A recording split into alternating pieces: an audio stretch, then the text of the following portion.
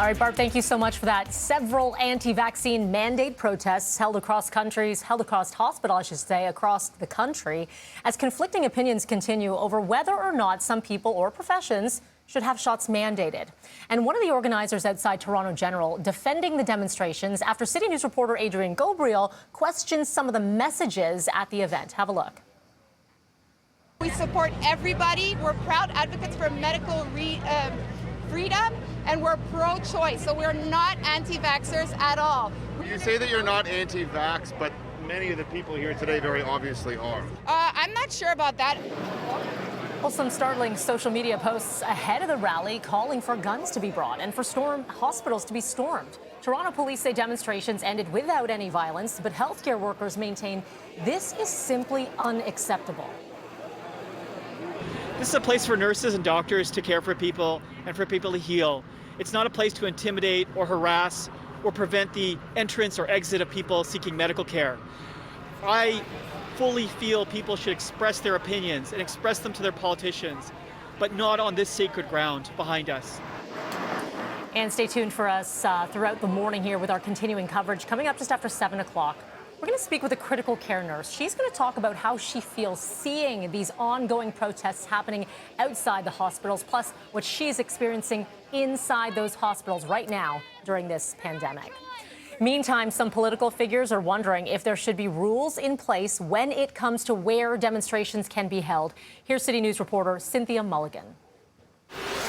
The opposition stood right here outside Queen's Park, calling for hospitals to be safe zones, free of protests, and said they should hold them right here instead. Now, protesting is a fundamental right. I asked Andrea Horvath if it's a slippery slope deciding when and where people can gather. Healthcare is also a basic right that we all have. We have a universal healthcare system, and we have a right to get to our places of work unimpeded. Toronto Mayor John Tory also condemned the protests, calling them irresponsible. Who's going to look after any of these people that are protesting if they get sick? It's the very same people inside that hospital building that they're obstructing from going to work and abusing. I mean, it's just beyond comprehension. Why should we be condemned for our choice? Every politician, though, is watching these growing signs of anger. People's Party of Canada leader Maxime Bernier, who narrowly lost the Conservative Party leadership in 2017, has been tapping into anti-government and anti-vax fury. He's seen a rise in the polls. Just 2 years ago, in the last election, he got around 1% support. Pollsters today are showing he has anywhere from 5 to 10% support, a significant increase. In such a tight federal election campaign, the PPC could potentially split voters on the right and give the Liberals the advantage. As for Justin Trudeau, he also condemned the hospital protests and promised if elected again, he'll make it a criminal offense to block access to a healthcare facility or intimidate or threaten healthcare professionals or any patients seeking medical care. Critics, though, say those laws already exist.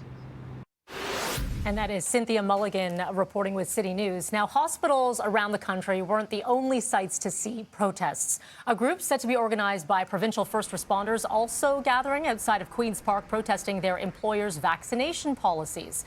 Some also gathered in front of Ontario's police and firefighter memorials.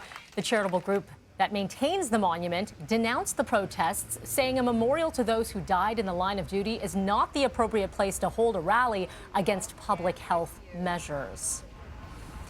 All right, 6:07, let's turn to politics. Did you cast your ballot in those advance polls? There were some long lineups at some of the voting stations over the last couple of days, suggesting they were a popular choice for this year's election. Check out this.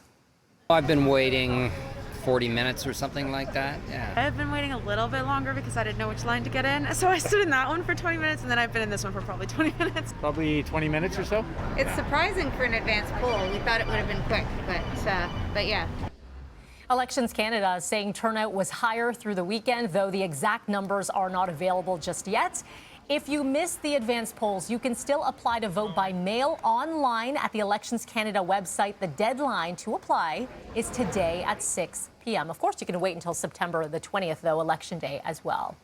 Now, the federal leaders on the move today as day 31 of election campaigning gets underway, and the Liberals' Justin Trudeau in Richmond, BC, with an announcement at 8 a.m. local time this morning.